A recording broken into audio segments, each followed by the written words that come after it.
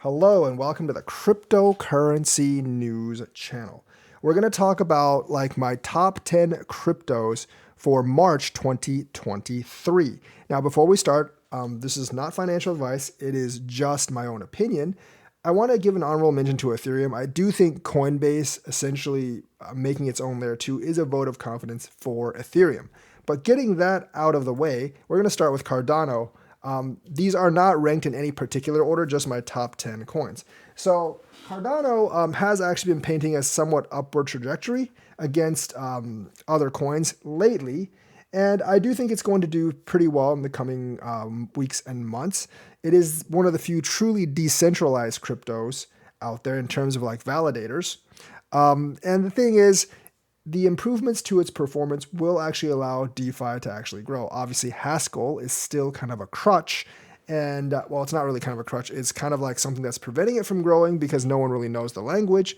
But overall, like I do believe that with the improvements, and with Charles actually keeping it on everyone's mind, whether it be good PR or bad PR, realistically, like I think when crypto grows, it's going to grow pretty well. And plus, they just launched Jed. It's actually growing a little bit better than I thought. Although, like I'm still looking forward to the fiat-backed stablecoin a lot more, and I do think those will actually help the ecosystem grow. So Cardano is going to be my first pick. My second pick is Near. Near has a very active development community.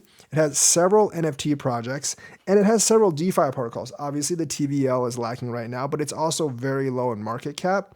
It's gotten a little bit of press lately, and I do think it's one of the up-and-coming mainnets because of the developer activity. Third is Phantom. Phantom's ecosystem is actually fairly large. It's one of the better DAG projects. It does have DeFis, it does have NFTs, and I do believe there's good things coming for Phantom. So fourth, I replace Polygon with Optimism. Polygon has had its reorgs, but also I do actually think Coinbase coming out with their own layer 2 really hurts Polygon. And I put Optimism in there because Coinbase's base layer 2, although it's not Optimism itself, it does use the Optimism technology stack and it does share the same sequencer. It won't use Optimism as gas, of course. It uses Ethereum as gas. But just that relationship, I think, will get some people to actually FOMO into OPT. So that's why OPT has replaced Polygon in my top 10. Fifth is going to be HBAR. HBAR, obviously, ever since the Avery Dennison thing, has been very, very good. It's held the price very well, and it's actually got an upward trajectory as well.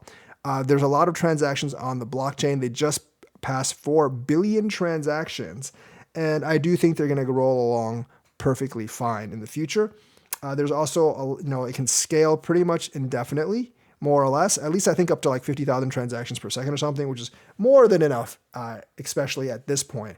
And there are other projects, including that coupon project that is probably going to come on soon. So we might see more TPS soon, and that could raise the price some more. HBAR is trying to play on the utility, but the ecosystem is also somewhat at least starting. The next on the list is Gala. Gala's been my favorite metaverse / gaming play for a long time, and it's going to probably continue to be that. They've got a lot of game released. I think they've got like a dozen or more games coming out this year. Spider Tanks is already getting fairly popular. So I do actually think Gala is a very good pick for the metaverse. Continuing with metaverse, let's go with Illuvium. They've got a couple of mini games out, definitely. Their graphics and their gameplay is pretty good from what I've seen. It feels like a little bit of like Pokemon, so I think that will actually attract a lot of people. And I do think Illuvium is one of the better metaverses. And then, of course, Sandbox, getting a lot of press, a lot of games coming out as well. Of course, the overall metaverse is also pretty good. So, those would be my 3 picks for metaverse. Gala, Illuvium, and Sandbox. Of course, then you got QNT. Now, I've heard they're starting to build apps on QNT. Never really thought it was for building apps, but they are actually starting to build apps on QNT. And I believe just the software in the SIA, not the coin, SIA software implemented in banks, I think will actually raise QNT from its current market cap. Of course, last we have Radix. I do believe they have like something like 150 dApps just ready to come out. Once like an update rollout comes, their technology is very unique. It can scale very well. And they actually, I think, might actually pull off some form of sharding. So Radix will probably have a lot of FOMO, so wouldn't be bad to pick up a small bag of that either.